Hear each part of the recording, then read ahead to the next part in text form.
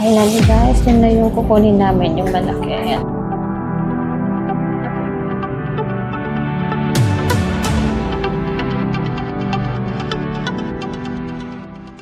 Good morning guys. So another vlog tayo ngayon. So ito na yung sigurong sign na umaangat na yung or umuunlad na yung business namin. Kasi bibili kami ng printer. Ito ngayon si Naya, nire-ready na yung motor. Punas-punas lang yan kasi hindi namin siya mapaliguan yung motor. So ito po yung name ng company namin, GN & Co. So guys, nandito na kami. Hinahanap lang namin kung saan banda dito. Ang init. Hindi ko dinala yung dupatan. Hindi ko naisip ay. Where are you now? Where? Side? So, mali guys. So, tinanong namin dun, oh. Yan. So, hindi daw dito. Doon pa sa kabila. Sure ka? Nati? Here? Maruti. Ayan. Oh, okay. So, nandito na kami, guys. So, this is the manufacturer. Finally, guys, makakabili na kami ng sarili naming printer kasi every time na may order kami, so yung label na dinidikit namin doon sa order is nagpapaprint kami pa sa printer shop. Another bayad yun. So, ngayon naman, kasi may budget na tayo, bibili na kami ng sarili naming printer. So, sign na kahit papaano is umaasenso na yung aming business na clothing. So, sana dumami pa yung order namin. So, doon yung main highway, guys. Hindi pa yun yung pinaka parang ano na papasok. Then, mayroon pa dito. Ayan. So, kaya nasabi ko na parang squatter. So, dito sa loob, andyan si Naya nakikipag-uusap. Ayan siya, guys. So, dito sa side na yan. Dito sa side na to. ना खबर पड़े रोल खत्म થઈ ગયો છે એ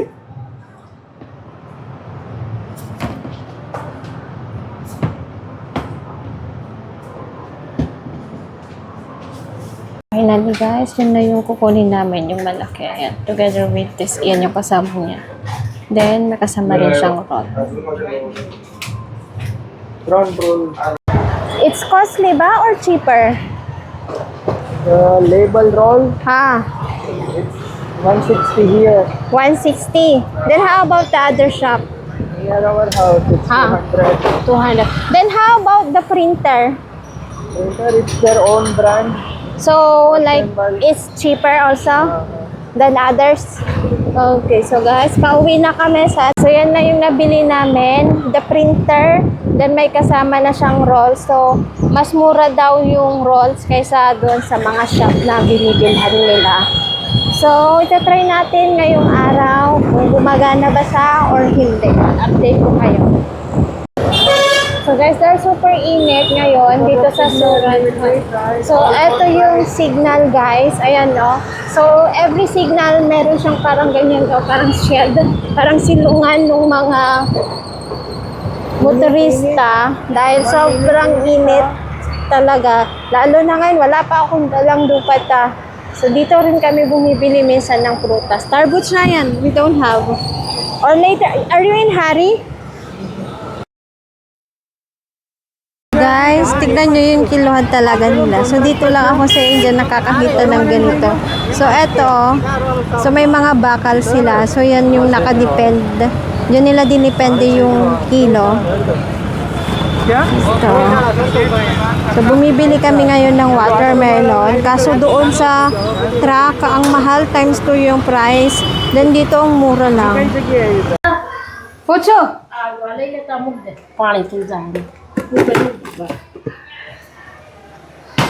So, Mami, hing.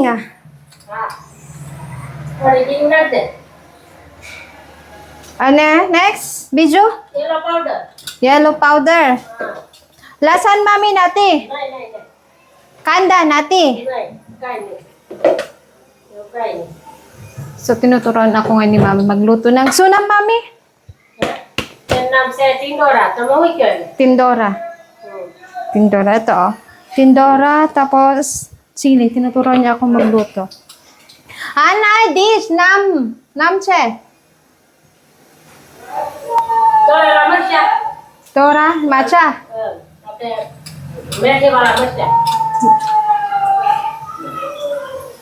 Hindi ko naintindihan, guys. Paala na kayo. Ano next?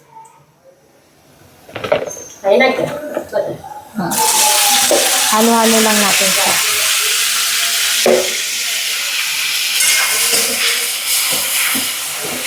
Chili powder natin. Natin.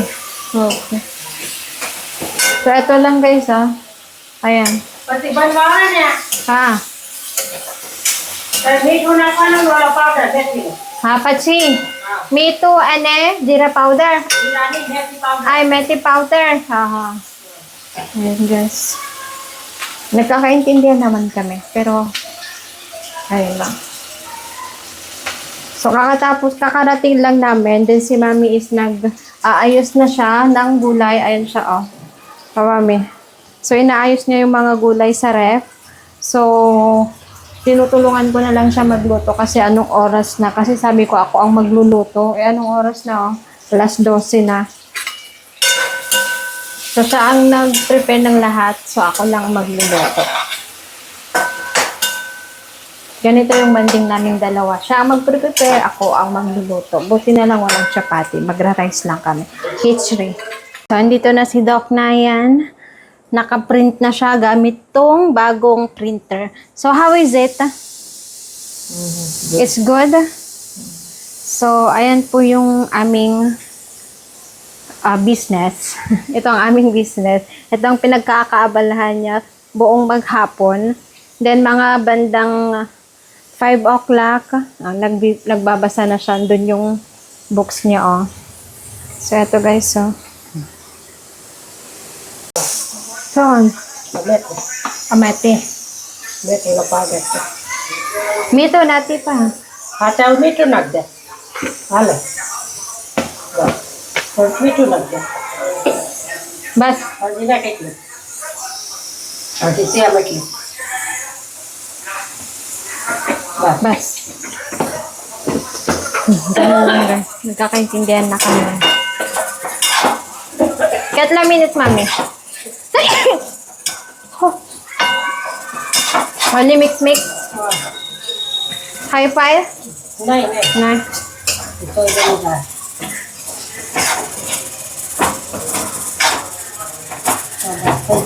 Thank you. Oh, band. Okay. Oh, tapos na. Makay tayo noodle. Pinalis na. Patapos. Ilalagay na natin doon sa gitna para matanggal na yan. Then, sunod na natin yung eto. Magsasabaw ako. Magpi-Filipino sabaw. Basta may betchin, okay na ako. Basta may sabaw lang. So guys, tapos na kaming kumain. Siya na lang ang hindi pa kumakain. Kaya ito, mag-isa ka ngayon kumain. So, pumunta siya kanina dun sa torrent para sa update sa connection ng kuryente namin dun sa luma naming bahay. So, ang pagkain pala namin is khichdi, tapos kabi. Alam nyo ba, ang laki ng problema namin doon sa luma naming bahay, which is flat. Kasi yung sa electricity bill namin, tsaka yung sa documents ng flat na yon is magkaiba yung address. So ngayon, yung tama is yung documents namin. Yung mali is yung sa electricity bill namin, doon sa kuryente, mali yung address. What is our address na yan in flat? What number? 7. Then in our electricity bill, so 8. 7 yung address namin, then yung sa may electricity bill namin is 8. So lahat ng kapitbahay din namin dun sa flat na yon, dun sa apartment na yon, is parang nagkabali-baligtad yung address dun sa electricity bill. So ngayon, ilang buwan na niyang inaayos. So hanggang ngayon hindi pa niya naayos. Bali, ilang taon na. Magmula nung binili nila yung flat na yon, ngayon na nagkaisip na sinayan, nagkaasawa na, nandun pa rin yung problema. Pero, hindi lang naman kami yung may problema, which is lahat ng flat, maliban dun sa dalawa, dun sa pinaka-ground floor, tsaka first floor. So, yung dalawang flat lang yung tama yung address. So, ngayon, ang ginagawa ni Nayan, pabalik-balik siya dun sa torrent. So, yung torrent dito is parang Meralco, Panelco dyan sa Pilipinas. So, sana maayos na kasi balak naming ibenta yung flat na yon kasi wala naman nang titira. Pero ngayon, may nakatira doon, inaano namin, ginagawa namin siyang renta para hindi naman sayang. Ang kinagandahan naman dito sa torrent is walang gaanong pila. Diretso lang yung process. Hindi kagaya dyan sa Pinas na ang daming window mo pang pupuntahan. So, dito, isang window lang, kukuha ka ng number. Kagaya din dyan, kukuha ka lang number, then hintayin mo lang tawagin yung pangalan. Pero, mabilis yung process. Kunwari, kapag sa window 1 ka, sa window 1 ka lang. Hindi ka na pupunta sa window 2, window 3, window 3, gano'n. Hindi kagaya dyan na ang daming window mo pa pupuntahan para lang matapos yung pinaprocess mong documents. Dito, isang window lang. Kaya saglit lang siya. Sana nga matapos na yung problema namin dun sa bahay na yon.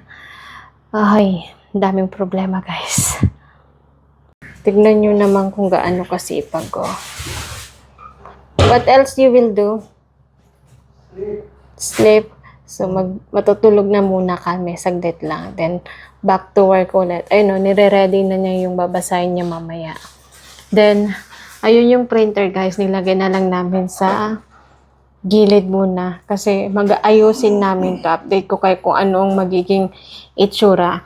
Kasi, sa baba, dun sa pinaka-ground floor namin, is nagtatrabaho si Mami tsaka si Hiral.